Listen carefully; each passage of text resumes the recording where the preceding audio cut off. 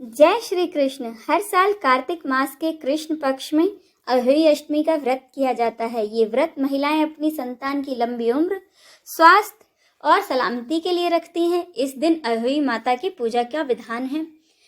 ग्रंथों के अनुसार कार्तिक मास के कृष्ण पक्ष की अष्टमी तिथि को अहोई अष्टमी का व्रत किया जाता है।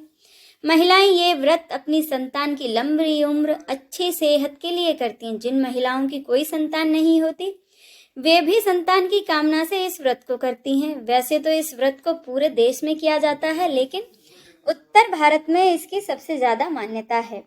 अब जानिए अहोई अष्टमी व्रत के शुभ मुहूर्त। पंचांग के अनुसार कार्तिक मास के कृष्ण पक्ष की अष्टमी तिथि 4 नवंबर शनिवार की रात 12:59 से शुरू होगी और 5 नवंबर रविवार की रात 3:18 तक रहेगी।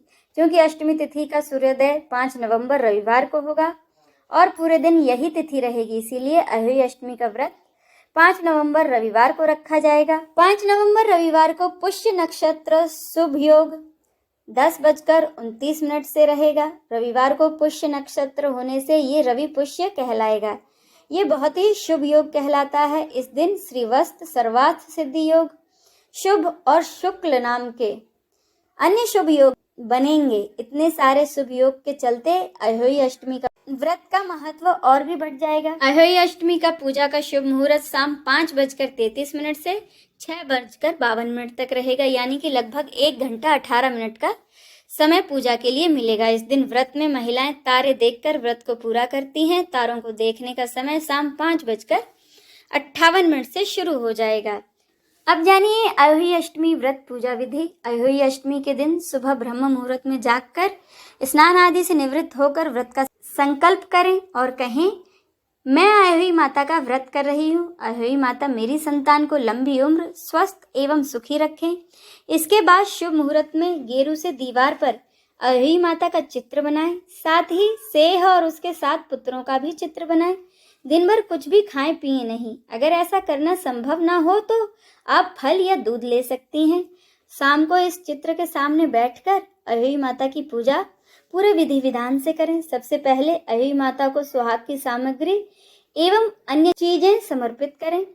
सेह की पूजा रोली, चावल, दूध व चावल से करें। पूजा में रखा पानी से भरा कलश बाद में तुलसी पर चढ़ा दें। पूजा के बाद अहोई माता की कथा जरूर सुनें और परिवार की बुजुर्ग महिलाओं के पैर छूकर उनका आशीर्वाद प्राप्त करें। इसके बाद ही भोजन ग्रहण करें। अब सुनिए अहोई माता की व्रत कथा। प्राचीन समय में किसी नगर में चंपा नाम की एक महिला रहती थी। उसकी कोई संतान नहीं थी। संतान की इच्छा से उसने अहोई माता का व्रत किया। चंपा के पास में ही चमेली नामक एक दूसरी औरत भी रहती थी। उसने भी चंपा को देखकर अहोई अष्टमी का व्रत किया। चंपा ने तो श्रद्धा से व्रत किया और चमेली ने अपना स्वार्थ पूरा करने के लिए व्रत किया। प्रसन्न होकर देवी ने दोनों को दर्शन दिए और वरदान मांगने को कहा।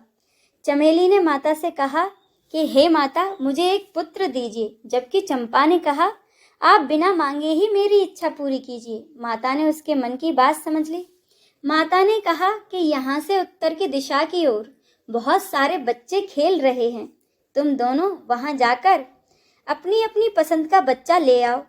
चंपा व चमेली दोनों वहां गईं और बच्चों को पकड़कर ले आईं, जिससे कि बच्चे रोने लगे। बच्चों को रोता देख चंपा ने उसे छोड़ दिया, जबकि चमेली ने एक बच्चे को पकड़े रखा।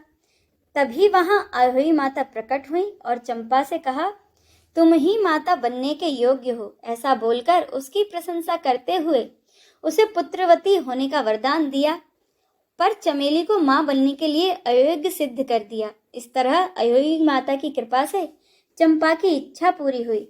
बोलो अहोई माता की जय।